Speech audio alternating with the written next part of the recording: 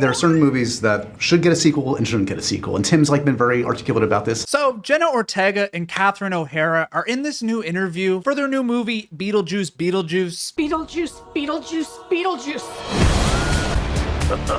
Jenna playing Astrid Dietz and Catherine playing Delia Dietz. And the interviewer discusses the idea of spin-off movies. He was open to this for years if you got the story right and it happened in the right time, as you said. And of course, Tim Burton being very particular, and that's why his movies are so great. And the interviewer asks about Jenna would be interested in an Edward Scissorhands spin-off. But like, where are we at in other things? Like Edward Scissorhands, for instance, he said, if he called you up tomorrow and said, you know what, Edith Scissorhands is calling to me, Jenna.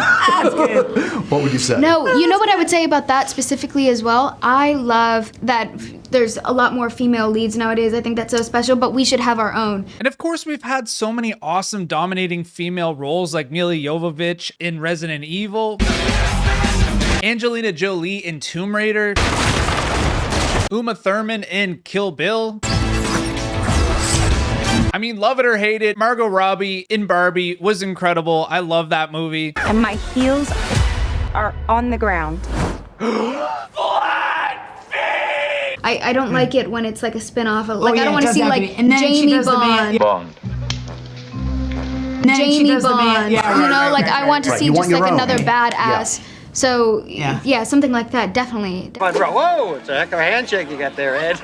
And also the beauty of something like Edward is the mystery. I think it's very sensitive. And I agree with that sentiment, as Edward Scissorhands is this hyper-specific animated human being this one single outcast in this community of people. See, Beetlejuice can still somewhat be original because he exists in no specific time. You could take him back to the 1800s if you really wanted to, you know? Like, And this fairy tale-like film ends with Edward and Kim separating and Edward continuing to live on. Like, how is the scientist going to create another Edward but female version? It just does not make sense. definitely suss it out. Suss it out. Mad respect to Jenna Ortega there. I think she handled that really lovely, and I totally agree with what she's saying here. One of the films that we can easily refer to here is the Ghostbusters remake. Let's go. Let's go. Oh, Did you want to? Sorry, I'll let you. Which Kristen Wiig and Melissa McCarthy are actually funny in their own respect. I loved Melissa in Spy and The Heat, but this film just wasn't good.